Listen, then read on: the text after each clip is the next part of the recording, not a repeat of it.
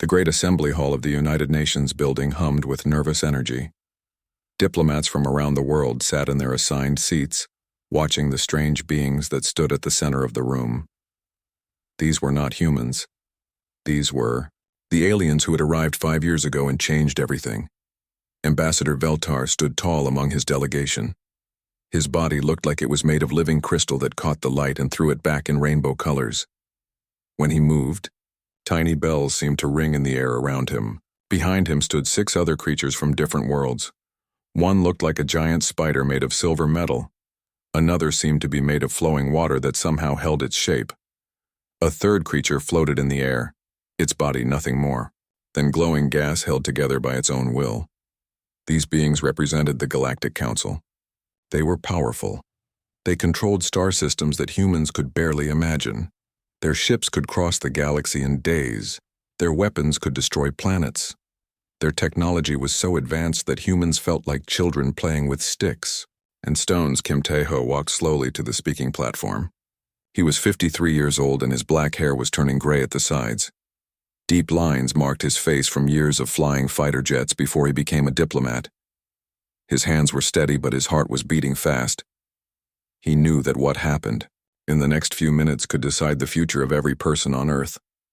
Honored members of the Galactic Council, Tae-ho began. His voice was calm and strong. I stand before you today to ask for Earth's admission to the Galactic Defense Initiative. We know that a great threat is coming. We know that the Void Swarm will reach this part of the galaxy in 3 months. We want to help fight against this danger. Veltar's crystal body began to glow brighter. The sound he made was like wind chimes, being struck by a storm. This was how his species laughed. Help? Veltar's voice rang through the hall like music played on broken glass. What help could your species possibly offer? We have studied your world. We have seen your technology. Your fastest ships take months to reach your own moon. Your most powerful weapons can barely scratch the surface of a small asteroid. The other alien delegates began to make their own sounds of amusement. The spider creature clicked its metal legs together, the water being rippled with what might have been laughter. The gas creature pulsed with different colors. Tae-ho did not move. He had expected this reaction. We may not have your advanced technology, but we have something else to offer. And what is that? Veltar asked. The crystal being's voice dripped with mockery. We have courage. We have the will to fight for what is right. We have the determination to protect innocent life, even when the odds seem impossible. The laughter that erupted from the alien delegation was like a symphony of broken instruments. Veltar's crystal body flashed so brightly that several human diplomats had to shield their eyes. Courage? Veltar managed to say between bursts of his musical laughter. Did you hear that, honored colleagues? The humans offer us courage. The spider being's voice was like metal scraping against stone.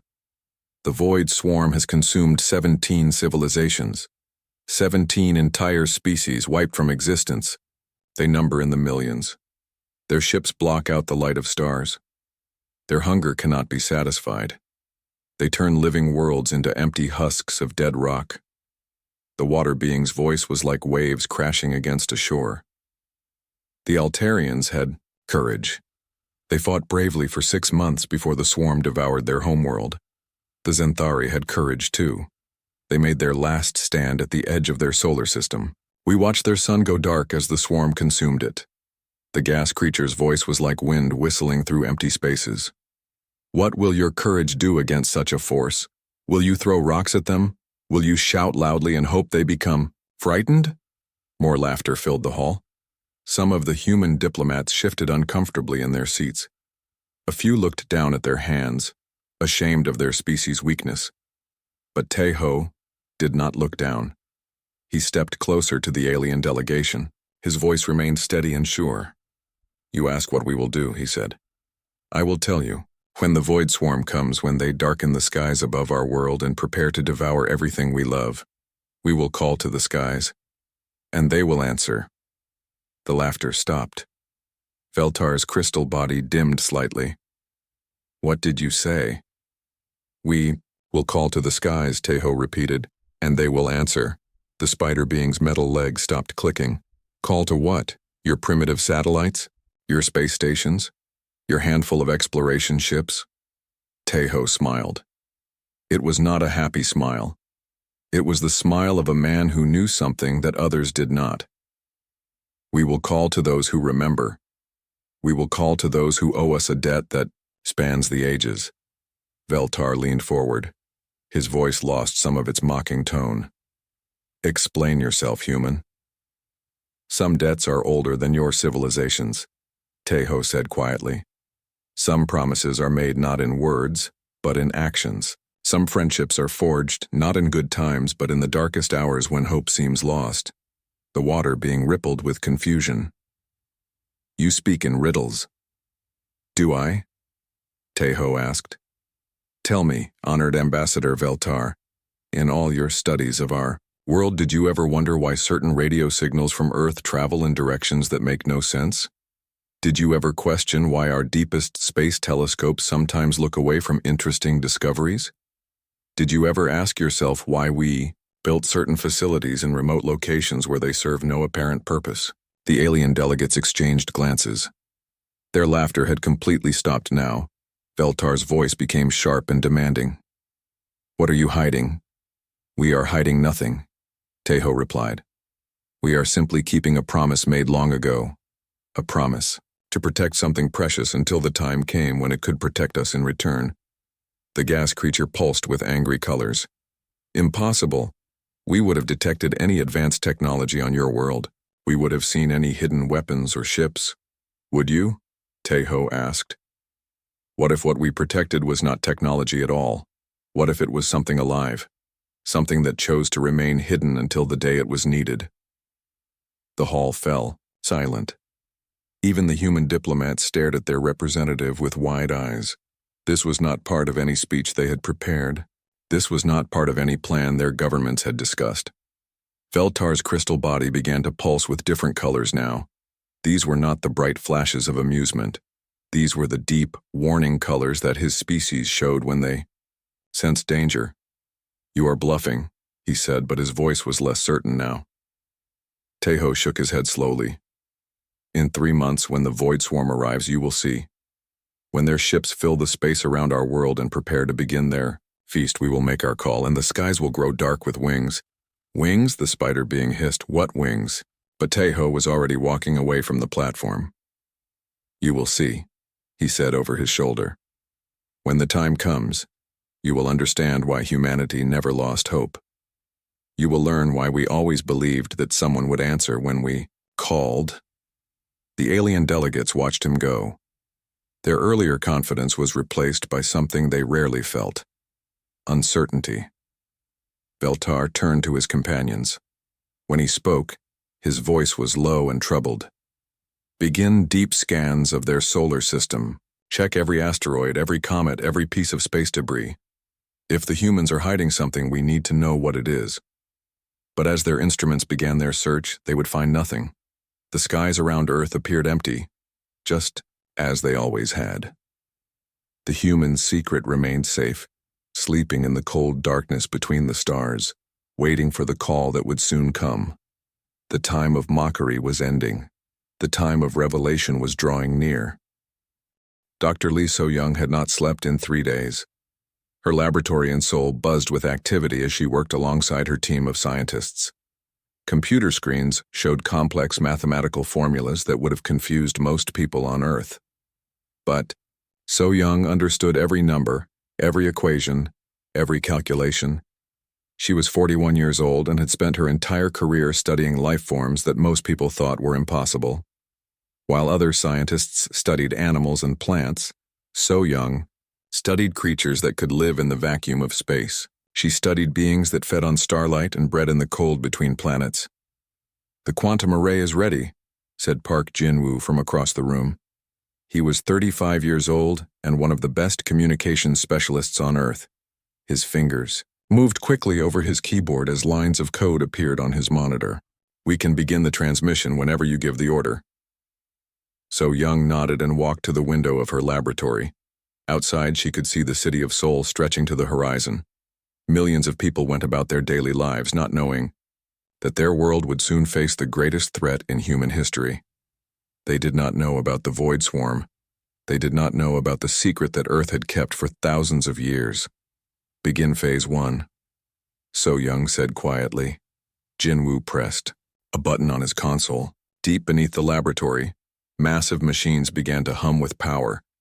These were not ordinary computers or communication devices. They were quantum transmitters that could send signals across impossible distances in the blink of an eye. The signal that began to pulse out from Seoul was unlike anything the aliens had ever detected. It was not a radio wave or a laser beam. It was something far older and far more complex. It carried within it the memory of promises made long ago.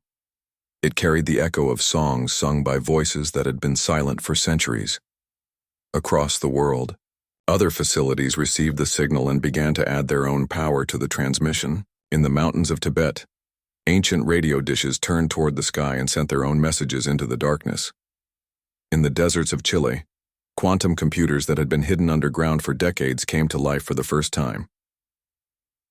Colonel Choi Min-ho stood in the command center of Osan Air Base in South Korea. He was 57 years old and had commanded fighter squadrons for over 20 years.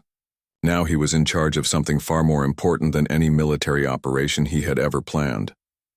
"All stations are reporting ready," said Major Han Soo-jin from her position at the communications desk. "We have confirmation from Australia, Brazil, Canada, and Russia. The global network is online." Min-ho nodded grimly. He had trained his entire life to fight enemies he could see and understand. This was different. This was about keeping a promise that his grandfather's grandfather had made to beings that most people thought were myths. "Send the activation codes," he ordered. Around the world, hidden transmitters began to broadcast on frequencies that made the aliens' sensitive equipment malfunction. The signals were hauntingly beautiful, like whale songs mixed with the sound of solar winds. They carried messages of hope and desperation, of ancient friendship and new danger. On the research ship Horizon, floating in the Pacific Ocean, marine biologist Nam Yu-jin prepared for the most important experiment of her life. She was 29, years old, and had spent years studying how ocean creatures communicated across vast distances. Now she would use that knowledge to send messages across distances that were truly vast.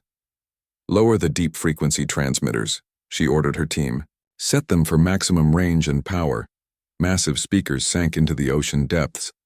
When they activated, they sent sound waves through the water that traveled around the entire planet.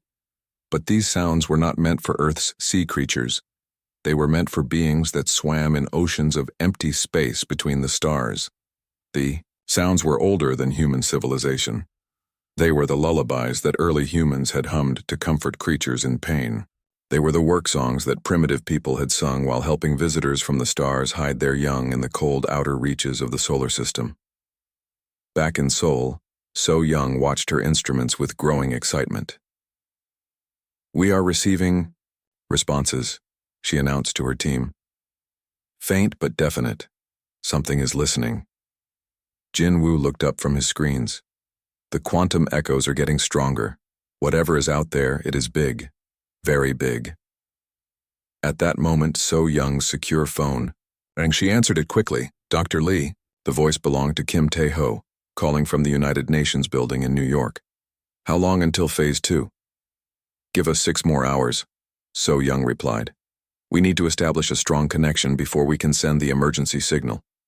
"You have 4 hours," Tae-ho said. "The aliens are getting suspicious.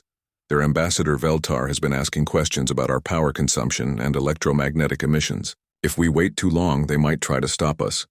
So Young felt a chill run down her spine. "They cannot stop us. Too much depends on this." "I know," Tae-ho said softly. "The fate of our world rests in your hands, Dr. Lee. Our ancient friends must hear our call." After Tae-ho hung up, So Young turned back to her team. "We move to Phase 2 immediately. Begin the emergency protocols." Jinwoo's fingers flew over his keyboard. "Switching to high-power transmission mode. All global stations are synchronizing." Around the world, the hidden network of transmitters began to pulse with incredible energy. The signals they sent out were no longer gentle songs of greeting. They were urgent cries for help, desperate pleas from a species facing extinction. Deep in space, beyond the orbit of Neptune, something stirred in response to the call. Creatures that had slept for decades began to wake from their long dreams. Ancient beings that had once filled the skies of distant worlds stretched wings that spanned kilometers. In the Galactic Council ship positioned near Earth's moon, alarms began to sound. Veltar rushed to the sensor station where one of his technicians was staring at readings that made no sense. "What is happening?" Veltar demanded. "Unknown energy signatures, Ambassador," the technician replied. "Massive quantum disturbances in the outer solar system. Our instruments are detecting gravitational anomalies the size of small moons." Veltar's crystal body flickered with worry. "How many?" The technician's voice was barely a whisper. "Hundreds, sir. Maybe thousands. And they are moving toward Earth." On her research ship, Yujin watched her sonar displays with wonder. Something was responding to her deep ocean calls. The sounds coming back from the depths of space were like nothing she had ever heard. They were ancient and wise and filled with a power that made her heart race with excitement and fear. "They are coming," she whispered to herself. "After all, these years, they are finally coming home." In Seoul, So Young watched her screens as signals from across the galaxy began to converge on Earth. The quantum transmissions were no longer one-way messages shot into empty space. They had become conversations between old friends separated by time and distance. "Phase 2 is complete," she announced to her team. "The call has been sent and received. Now we wait to see if they remember the promises made so long ago." Outside, her laboratory window, the sky looked the same as it always had. But So Young knew that somewhere in the darkness above, ancient wings were beginning to unfurl. The children of Earth had called to their oldest friends, and those friends were coming to answer. Captain Han Subin stood on the observation deck of Haven Station, Earth's most advanced orbital platform. She was 38 years old and had commanded the station for 3 years. In all that time, she had never seen anything like what was happening outside her windows. The stars were disappearing, not all at once but slowly, as if something vast and dark was moving across the sky. At first, she thought it might be clouds or space debris. But clouds did not move in perfect formations, and debris did not block out entire constellations. "Captain," called Communications Officer Yoon Da-hye from her station. "We are receiving reports from ground-based telescopes around the world. They are all detecting the same thing. Massive objects entering our solar system from deep space." Subin walked quickly to the command center. The main screen showed a display of the solar system with Earth at the center. Red dots were appearing at the edges of the display, moving slowly but steadily toward the inner planets. "How many contacts?" Subin asked. "We have confirmed over 300 objects so far," Da-hye replied. "But our sensors keep finding more. Some are larger than our biggest space stations. The largest ones are the size of small cities." Beyond the moon, the Galactic Council fleet was in chaos. Ambassador Veltar stood in his command center, watching displays that showed readings his technicians could barely believe. "This is impossible," Veltar said for the 10th time in the past hour. "Nothing this large could have hidden in your solar system without our detection." On the communication screen, Kim Tae-ho appeared from his office in New York. His face was calm, but his eyes held a hint of satisfaction. "They were not hiding in our solar system," Tae-ho said. "They were hiding in the space between stars in the cold darkness where your instruments do not look." "What are they?" Veltar demanded. "Our quantum sensors are detecting massive biological signatures, but the readings make no sense. These creatures would have to be enormous to generate such signals." Tae-ho smiled. "They are exactly as enormous as your readings suggest, and they are coming home." On Earth, Dr. Song Ki-ho stood in the control room of the Atacama Observatory in Chile. He was 62 years old and had spent his entire career studying the stars.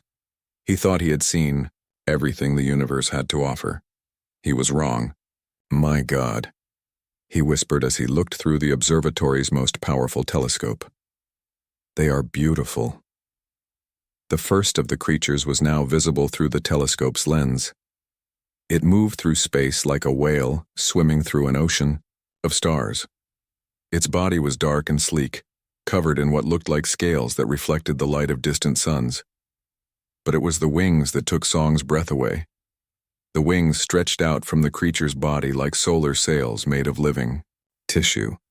They were translucent and seemed to glow with their own inner light. As the creature moved, the wings caught particles of cosmic dust and solar radiation, using them for both food and propulsion. The wingspan must be at least 50 kilometers, Song said to his assistant.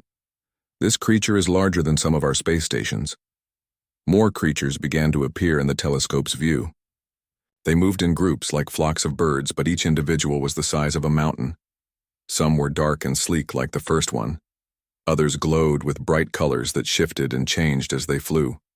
A few seemed to be made of living crystal that caught and reflected starlight and rainbow patterns.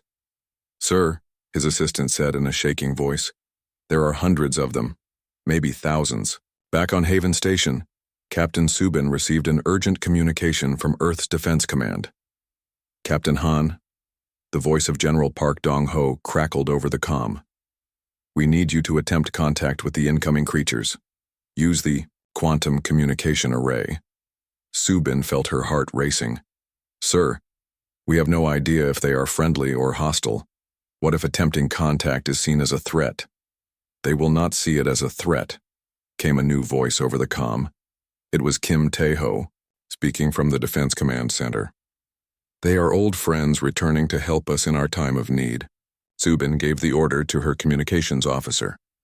Dahai activated the quantum array and began broadcasting on frequencies that had been provided by the scientists in Seoul. The response was immediate and overwhelming, the voice that came through. The communication system was like nothing any human had ever heard. It was deep and ancient, filled with wisdom and power that seemed to echo from the beginning of time itself. When it spoke in a language that predated human civilization, but somehow every person who heard it understood its meaning. "Children of the warm world," the voice said, "we have heard your call. We remember the ancient promise. We remember the sanctuary you provided when our wings were broken and our young were dying. We return to honor the debt that time cannot erase." On the Galactic Council ship, Veltar stared at his displays in shock. His sensors were now clearly detecting the creatures, and what he saw filled him with a fear he had never known. "Impossible," he breathed. "The star dragons of Andromeda were destroyed millions of years ago. They are myths, stories told to frighten children." His chief science officer, a being that looked like a tree made of metal and light, shook its branches nervously. "The quantum signatures match the ancient records, Ambassador. These are definitely Andromedans, but how can they still exist? How can they be here?" Veltar turned to look at the image of Earth displayed on his main screen. The blue and green world looked so peaceful, so primitive. How could such a young species have any connection to the legendary star dragons? "Get me that human diplomat," Veltar ordered. "I need answers, and I need them now." When Tae-ho's image appeared on the communication screen, Veltar did not waste time with diplomatic politeness. "How long have you known about them?" he demanded. "We have known about them for as long as we have looked up at the night sky and wondered if we were alone," Tae-ho replied calmly. "That is not an answer." Tae-ho's expression became serious. 50,000 years ago, when your civilizations were still young and Earth was covered in ice, the star dragons came to our solar system. They were refugees from a dying galaxy, carrying their young in search of a new home."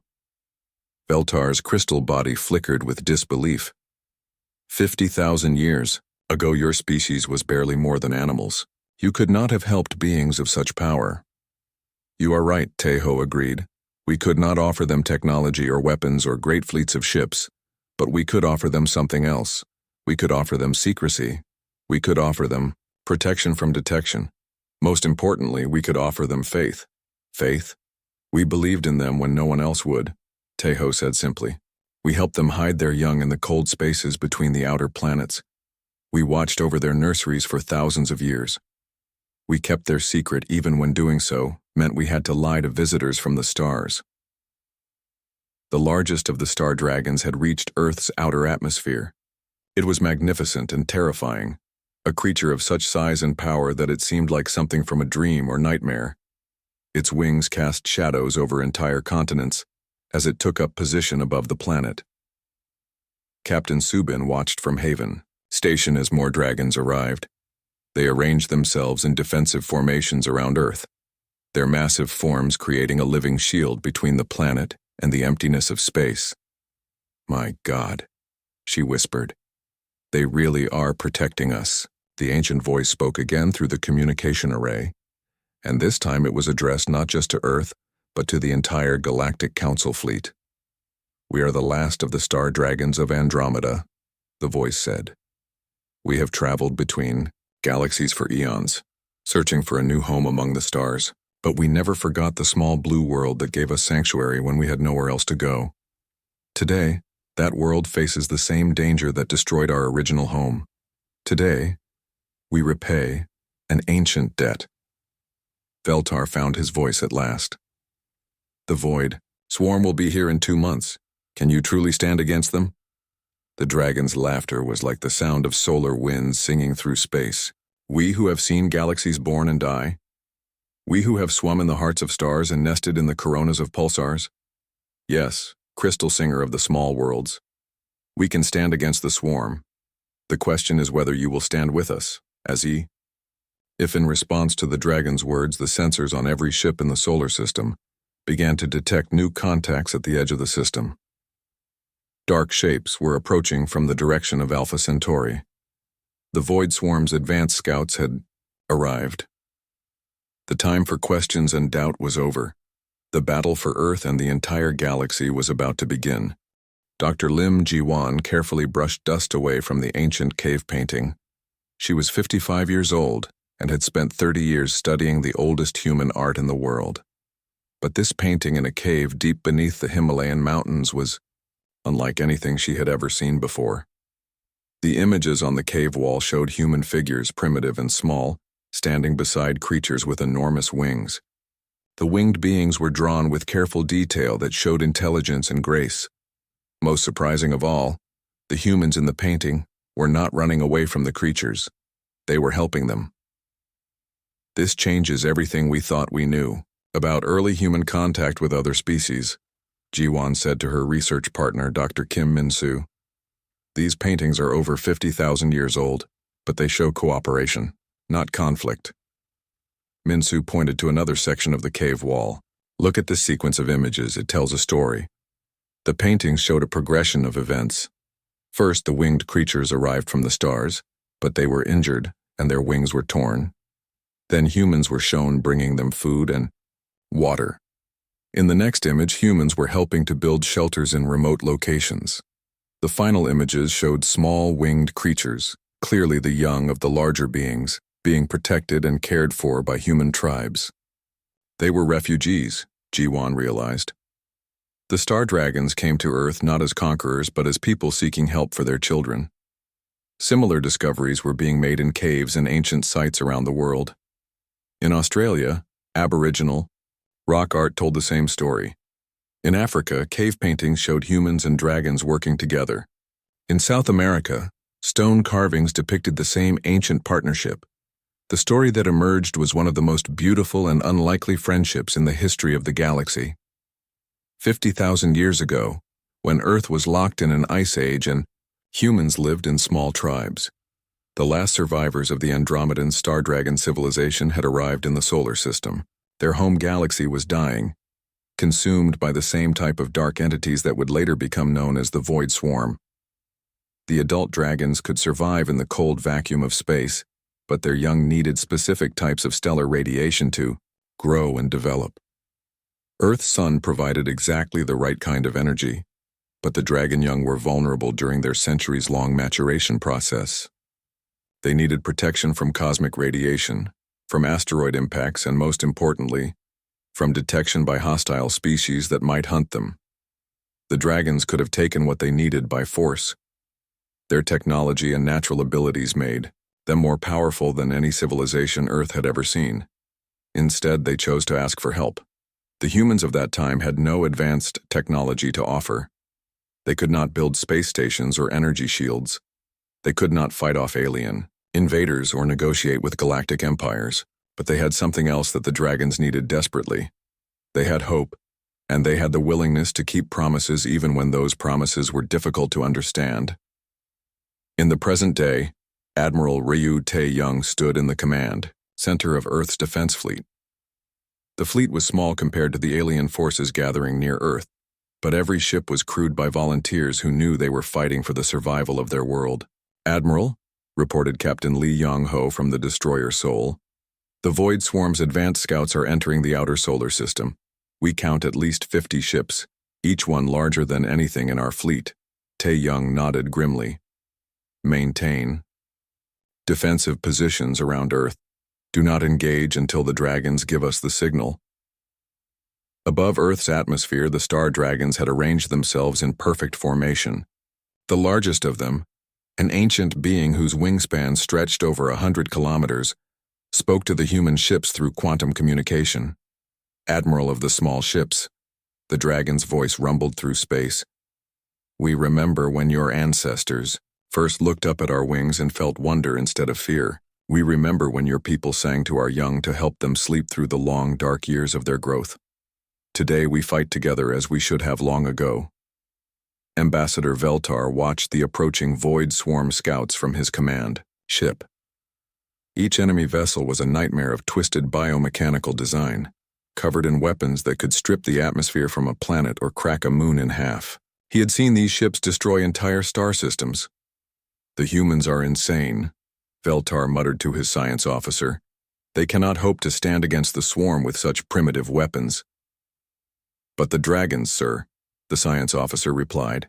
"Surely they have some chance." Veltar's crystal body flickered with doubt. "The dragons are legends from the dawn of galactic civilization. We do not know what they are truly capable of in battle." His answer came sooner than expected. The first Void Swarm scout ship entered the inner solar system and immediately targeted Earth with scanning beams that could analyze a planet's defenses from millions of kilometers away. The response from the dragons was swift and terrible. The ancient dragon that led the formation opened its mouth and released a stream of focused gravitational distortion that struck the swarm ship like an invisible fist. The enemy vessel, which was the size of a small city, crumpled like paper.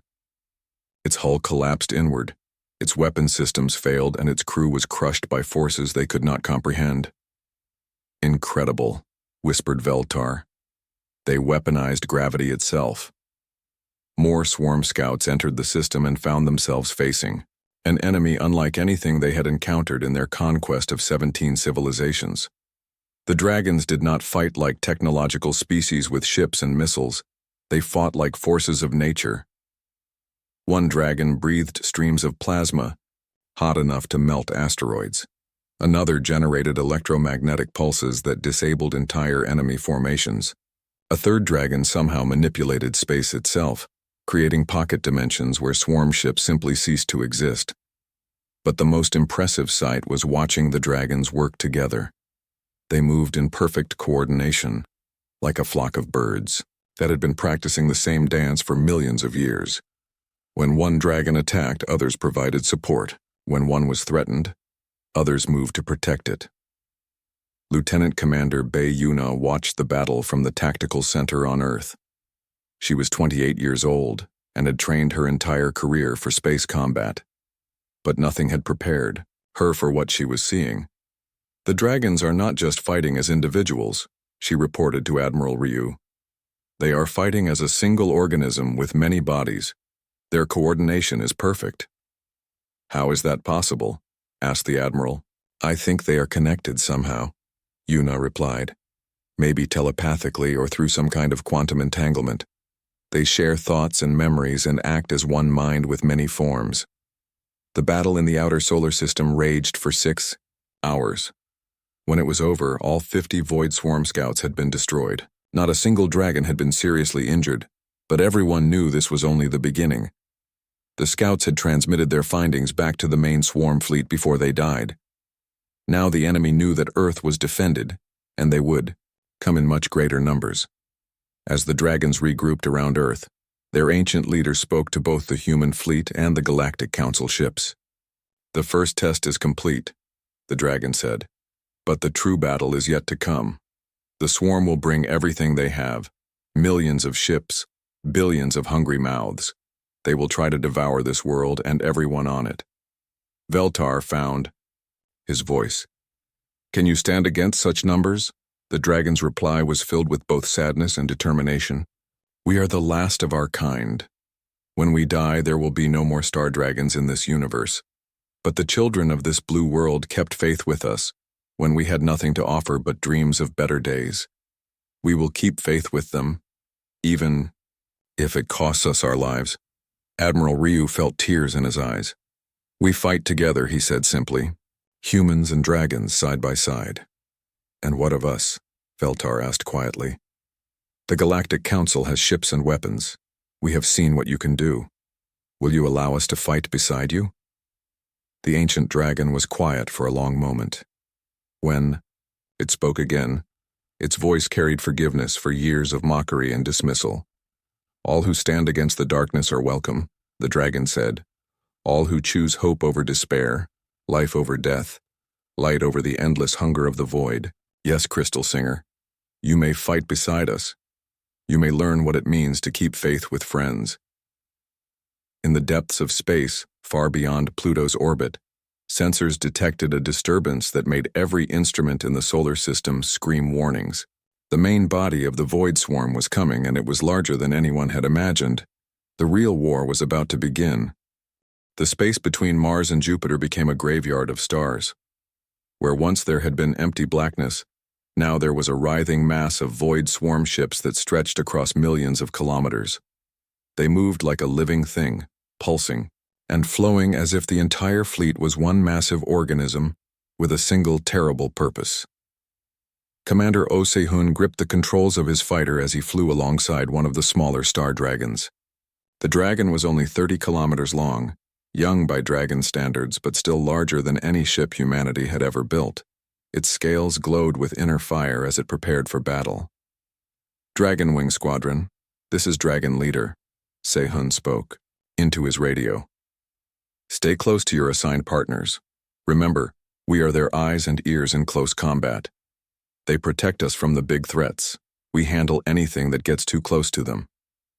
The idea of humans and dragons fighting together had seemed impossible just days ago. But the dragons had welcomed the partnership. They were powerful beyond imagination in space combat, but their size made it difficult for them to track small, fast-moving targets. Human fighters were perfect for filling that gap. Lieutenant Bei Yuna sat in the tactical command center buried deep beneath Sol. Her screens showed the entire solar system, with colored dots representing every ship in the combined fleet. Human ships showed as blue dots, Galactic Council vessels were green, and the star dragons appeared as bright gold symbols. The void swarm showed as a spreading red stain that covered a quarter of the display screen. Estimated enemy numbers are now over 2 million ships, she reported to the command staff. They have completely surrounded the inner solar system. There is no retreat. Admiral Ryu Tae-young nodded from his position at the central command console. Then we make our stand here. Send the signal to all units, execute Operation Wingspan. Across the solar system, the combined fleet moved into battle formation. The star dragons formed the center of the line, their massive forms creating a wall of living shields around Earth. The human and alien ships took positions between and around the dragons, ready to provide support and cover the dragons' blind spots. The ancient dragon leader, whose name in the old language meant singer of solar winds, spoke to the entire fleet through quantum communication. Children of many worlds. The dragon's voice carried across space. Today we face an enemy that has devoured galaxies. They know only hunger. They understand only consumption. They offer nothing but death and emptiness. The dragon's voice grew, stronger and more determined.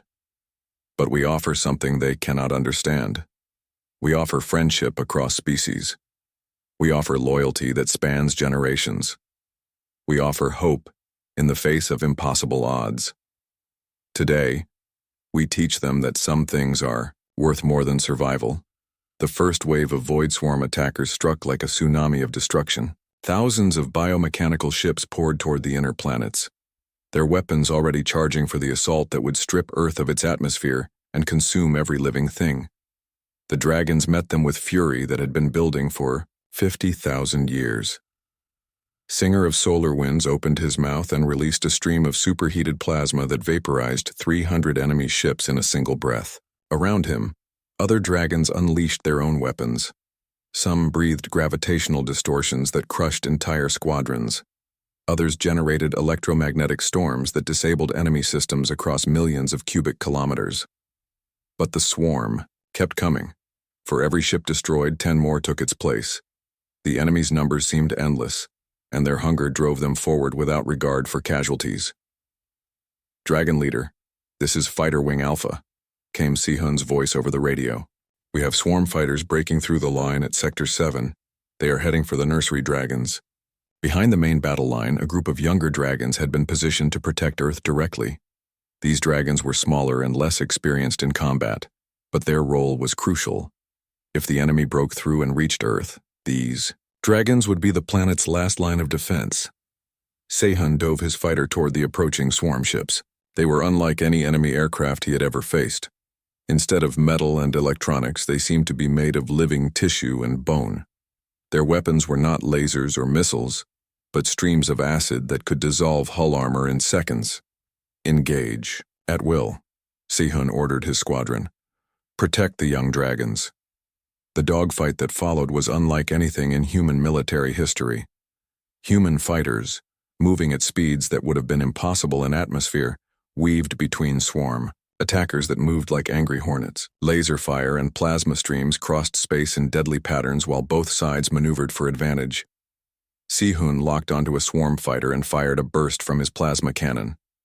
The enemy ship exploded in a burst of green fluid and twisted metal. But before he could celebrate, his proximity alarm screamed warnings. A massive swarm battleship, the size of a small moon, was breaking through the dragon line and heading directly toward Earth. "All units, priority target approaching. Earth," Sehun broadcast. "We need dragon support immediately." But the dragons were already engaged with their own battles. Singer of Solar Winds was fighting 3 swarm dreadnoughts simultaneously. Other dragons were surrounded by swarms of smaller enemy ships. None of them could break free to intercept the approaching battleship. "This is Haven Station," came Captain Hansubin's voice over the emergency channel. "We have visual on the approaching swarm ship. Estimated time to Earth impact, 27 minutes. In the tactical center, Bei Yuna watched in horror as the massive enemy ship appeared on her screens. It was larger than anything the swarm had deployed so far, covered in weapons that could crack a planet's crust with a single shot. "Admiral," she called to Ryu Taeyong, "that ship is heading directly for Population Center Alpha. If it reaches Earth, it will kill millions of people before we can stop it." The Admiral stared at the screen for a moment, then made a decision that would echo through history. "All human ships converge on the swarm battleship. We cannot match its firepower, but we can slow it down long enough for dragon support to arrive." "Sir," Yuna protested, "our entire fleet combined cannot penetrate that ship's defenses. It would be suicide." "Then it would be suicide in service of our world and our friends," the Admiral replied calmly. "Sometimes that is the only choice we have." Across the solar system, human ships began to change course toward the approaching battleship. They were destroyers and cruisers and fighters, small and fragile compared to their target. But they flew, with the determination of people who had learned that courage was not the absence of fear, but action despite fear. Just as the first human ships were about to engage the swarm battleship, space around them exploded with golden light. 3 of the youngest dragons had broken away from the protective formation around Earth and were streaking toward the enemy ship. "Young wings, return to formation," ordered Singer of Solar Winds. "We cannot, Elder," replied the lead young dragon. "The small, brave ships fly to certain death to protect our sanctuary world. We cannot let them fly alone." The young dragons reached the swarm battleship just as the human fleet opened fire. Together they fought against an enemy that outmassed them 10-1. Human missiles and dragon fire struck the battleship's hull while the enemy's massive weapons tried to swat them like insects. The battle was fierce and desperate. One of the young dragons took a direct hit from the battleship's main weapon and screamed in pain as part of its wing was burned away. A human destroyer was caught in the blast from an acid cannon and melted like ice in sunlight. But they fought on. Human and dragon side by side, refusing to yield even when victory seemed impossible. Finally, after what seemed like hours but was only minutes, Singer of Solar Winds and 2 other ancient dragons broke free from their own battles and joined the assault on the battleship. Their combined fire overwhelmed the enemy ship's defenses, and it exploded in a flash of light that briefly outshone the sun. The cheers from Earth and the fleet were cut short as sensors detected the approach of the swarm's main battle line. The real fighting was just beginning. Dr. Moon Hye-jin worked frantically in her laboratory on Luna Station as the battle raged around her. She was 34 years old and had spent her career studying dimensional physics. Now she was racing against time to find a weakness in the enemy that might save them all. The swarm ships are not just individual vessels, she announced to the command center through her communication link. They are all connected to a central intelligence hub that coordinates their movements and tactics. Her instruments had detected quantum entanglement patterns among the swarm ships that suggested a hive mind controlling the entire fleet. More importantly, she had found traces of dimensional distortion that indicated the controlling intelligence was not located in normal space. If we can find and destroy the central hub, Hye-jin continued, the entire swarm fleet will lose coordination. They will become just individual ships instead of a unified force. Admiral Ryu's voice crackled through the comm system. Where is this hub located? In a pocket dimension connected to our reality through quantum tunnels, Hye-jin replied. The dragons might be able to reach it, but only if they concentrate all their dimensional manipulation abilities into a single coordinated assault. 1 month after the battle, Earth's sky was peaceful again. The scattered remains of the Void Swarm fleet had been cleared away by salvage crews from a dozen different worlds. The biomechanical ships, without their controlling intelligence, had simply shut down and drifted like empty shells through space. President Kim Hye-jin stood on the observation deck of the rebuilt Haven Station, looking down at the blue and green world that had become the center of galactic attention. She was 47 years old and had never imagined that her presidency would be remembered as the time when Earth saved the galaxy. Beside her, Kim Tae-ho watched the last preparations for the most important ceremony in human history.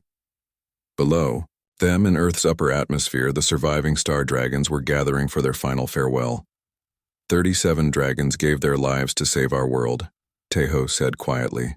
Beings who had lived for millions of years, who had seen the birth and death of stars, who sacrificed everything for a species they had known for only 50,000 years. President Kim nodded, her eyes bright with unshed tears. They taught us what true friendship means. They showed us that some bonds are stronger than time, stronger than death itself. The remaining dragons floated in the space above Earth like living jewels against the black of space. There were 63 survivors from the original 100 who had answered humanity's call. Each one bore scars from the battle, but they moved with the same grace and power that had made them legends across the galaxy. Singer of Solar Winds was among the survivors, though he was greatly weakened by his journey through the dimensional gateway. His once brilliant scales had faded to a soft silver, and his massive wings moved slowly as he positioned himself at the center of the formation. Ambassador Veltar arrived at Haven Station in his crystal ship, accompanied by representatives from every member world of the Galactic Council. The alien diplomat who had once mocked humanity's offer of courage now carried with him a document that would change the balance of power in the galaxy forever. President Kim, Veltar said as he entered the observation deck, I bring greetings from the Galactic Council and formal recognition of Earth's application for full membership. The president smiled. Not just membership, Ambassador. As I understand it, you are offering us something more significant. Veltar's crystal form flickered with what might have been embarrassment. The Council has voted unanimously to offer Earth a permanent seat on the ruling committee. Your species has proven that wisdom and courage are more valuable than advanced technology. We would be honored to learn from your example. Dr. Park Sun-mi entered the observation deck carrying a secure communication device. She was 39 years old and had been appointed as Earth's first director of interspecies relations. Her job was to manage the flood of alien visitors who wanted to study human culture and learn about the bond between humans and dragons. Madam President, Sunmi reported, we have confirmation from deep space monitoring stations. The dragon migration is ready to begin. Through the observation windows, they could see the dragons beginning to move into their final formation. The sight was both beautiful and heartbreaking. These magnificent beings, who had called the solar system home for 50,000 years, were preparing to leave forever. The dragon's life cycle required them to journey between galaxies, following stellar winds and cosmic currents that would carry them to new breeding grounds among distant stars. Earth's sun had provided the energy their young needed to mature, but now those young were grown and ready to continue the ancient migration. Singer of Solar Winds spoke one final time to the people of Earth, his voice carrying across every communication channel on the planet. Children of the warm world, the ancient dragon began. 50,000 years ago, you gave us sanctuary when we had nowhere else to go. You protected our young when they were helpless. You kept our secrets when revealing them would have been easier. Today, our debt to you is paid, but our friendship will last forever. The dragon's voice grew softer, filled with the wisdom of ages. We go now to distant galaxies where new worlds wait to be born, but we carry with us the memory of your kindness, and we will teach it to our young so they too will remember the blue world that showed us the meaning of hope. On Earth, billions of people stood outside their homes and workplaces, looking up at the sky to watch the departure. In Seoul, Dr. Lee So-young stood in her laboratory with her research team, tears streaming down her face as she watched the friends she had helped summon prepare to leave forever. In the Pacific Ocean, marine biologist Nam Yu-jin floated on her research vessel, listening to the deep frequency songs the dragons sang as they said goodbye. The melodies were hauntingly beautiful, filled with gratitude and sadness and hope for the future. The dragons began to move, their massive forms accelerating toward the edge of the solar system. As they picked up speed, their bodies began to glow with an inner light that grew brighter and brighter until they looked like moving stars against the darkness of space. Sergeant Ko Yun-woo sat at her monitoring station in the Deep Space Communication Center outside Seoul. She was 26 years old and had volunteered for the most important assignment of her career, maintaining contact with the dragons as they journeyed to their new home. Dragon Leader, this is Earth Control. She spoke into her headset. We have you on sensors. Safe travels, old friends. Singer of Solar Winds' reply came across the quantum communicator, already growing faint as the dragons moved farther from Earth. Thank you, young singer of the electromagnetic winds. We will not forget. The dragons' forms were becoming harder to see now, shrinking to points of light as they approached the speed needed to make the jump to hyperspace. But just before they disappeared completely, something amazing happened. Every dragon in the formation turned back toward Earth and spread their wings wide. For a moment, their combined wingspan blocked out the stars like a solar eclipse made of living creatures. It was their final salute, their last gift to the world that had given them hope. Then they were gone, vanishing into hyperspace on their journey to distant galaxies. President Kim wiped tears from her eyes as she turned to address the assembled diplomats and representatives. Today we say goodbye to the greatest friends our species has ever known. But their legacy will live on in how we treat others who seek our help. Ambassador Veltar stepped forward, his crystal form glowing with respect. President Kim, the Galactic Council has prepared a gift in honor of this day. He gestured toward the viewport, where a new structure was taking shape in Earth's orbit. It was a space station unlike anything humans had ever built, constructed with the combined technology of a dozen different species. We call it dragons. Rest, Veltar explained. It will serve as a monument to the friendship between your species and the star dragons. More importantly, it will be a place where other refugees and displaced peoples can find sanctuary, just as the dragons found sanctuary with you. Teho smiled as he watched the station's construction. A place where we can pass on what the dragons taught us. Exactly, Veltar agreed. The council has voted to fund the station's operations and staff it with volunteers from every member world. We want to learn how to offer the kind of friendship that lasts 50,000 years. Dr. Park Sunmi received another communication on her device. Madam President, I have a message from the Andromedian Research Institute. They are requesting permission to establish a permanent base on Earth to study our historical records of dragon culture. Granted, the President replied immediately. Knowledge shared is knowledge multiplied. As the ceremony continued, Sergeant Ko Yan Wu maintained her vigil at the communication station. The dragons were already millions of kilometers away, but she could still detect faint quantum echoes of their passage through space. Earth control to Dragon Leader, she called into the void. Can you still hear us? The reply was so faint she almost missed it. We hear you, child of Earth. And we will always hear you no matter how far we travel.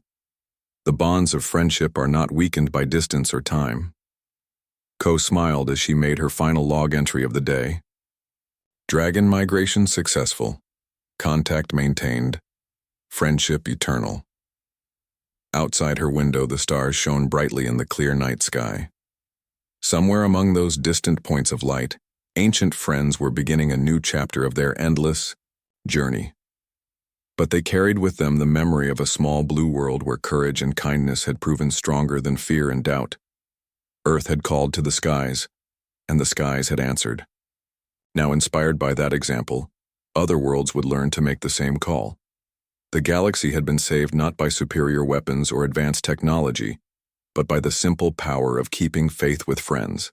And in the years to come, when other species faced impossible odds and seemed to have nowhere left to turn, they would remember the story of the humans and the dragons. They would remember that sometimes the greatest strength comes not from what you can do alone, but from the friends who answer when you call to the skies. The age of the void swarm was over. The age of friendship had begun.